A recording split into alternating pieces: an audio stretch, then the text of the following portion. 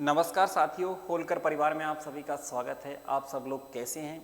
आशा करूंगा एकदम मस्त और एकदम स्वस्थ होंगे। चलिए दोस्तों, आज हम लोग जो चक्रवृद्धि ब्याज की सीरीज चल रही थी उसका हम अगला टाइप लेकर आए हैं। और अगले टाइप का नाम क्या है? जब हमें मूलधन दिया है, मिश्र धन दिया है और दर दिया है तो हम समय कैसे निकालेंगे? क्या निकालना बेटा? समय। ध्यान से देखना है। तो देखो आपके लिए दिख रहा होगा बेटा, आज का पहला क्वेश्चन है चक्रवृद्धि ब्याज की 8 सही 1/3 वार्षिक दर पर 1728 रुपए कितने वर्षों में 2197 हो जाएंगे? तो सबसे पहले इसका मतलब समझना बेटा। इसका मतलब होता है 1/12। अब 12 में ब्याज जुड़ेगा एक तो 13 हो जाएगा एक साल में। एक साल का रट्टा बेटा, एक साल का।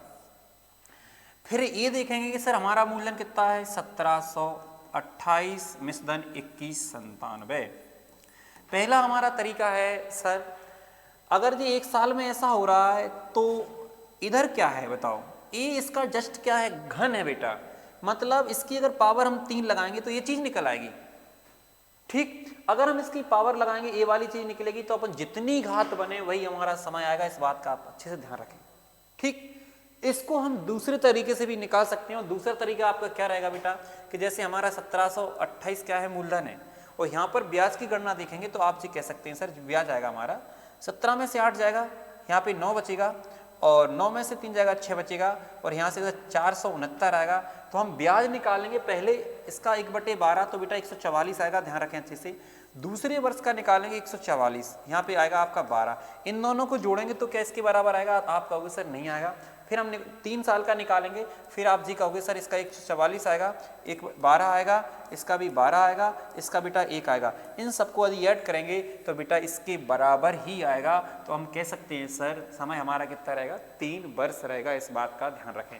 इसके बाद बेटा अगर ध्यान रखें अगला वाला क्वेश्चन, जैसे यहाँ पर दर कितनी है आपकी? 10%। इसका मतलब होता है 1/10। 10 से कितना हो रहा है? 11। लेकिन हमारी राशि सर 100 से कितनी हो रही है? 121। तो हमें ये समझना है सर कि इसकी कितनी घात है? तो आप कहोगे सर 2 घात है।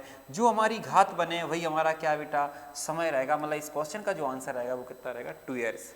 उसके अगर हम बेसिक तरीके से करेंगे तो आप ये कहोगे सर हमारा जो मूलधन है वो कितना है? इसका 10% निकालेंगे, पहले साल में 10, लेकिन यहाँ पे ब्याज कितना मिल रहा है? 21।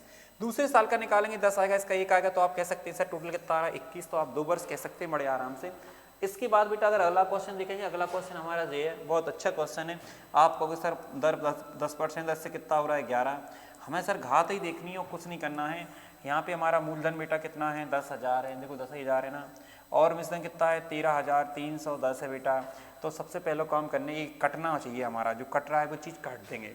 फिर हम ये देखेंगे सर इस 11 की घात बढ़ रही है 1331, 10 की घात कितनी है? 1000। तो पावर कितनी बढ़ रही है बेटा? 3 बढ़ रही है। तो आप कहोगे सर इस क्वेश्चन का जो आंसर आएगा वो हमारा 3 ईयर्स आएगा बेटा। बहुत अच्छे क्वेश्चन है। इसके बाद बेटा वो वाली मेथड से आप कर लेना बेटा। इसके बाद अगर अगला वाला क्वेश्चन देखेंगे तो अगला वाला क्वेश्चन ये वाला है। इसको देखेंगे आप 30% के लाने लिखेंगे हम 3 बटे में बेटा 10 लिखेंगे।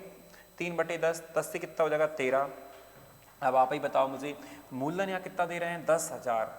कितना दे रहे हैं? 10,000। ठीक है। और मिश्रण कितना दे रहे हैं? 28,561 बेटा। कितना आ रहा है? 28,561। तो देखो आप लोग ध्यान से देखोगे तो यहाँ पे बेटा ये 10 पे पावर कितनी है? 4। 10 पे पावर 4 लगाएंगे तो कितना है?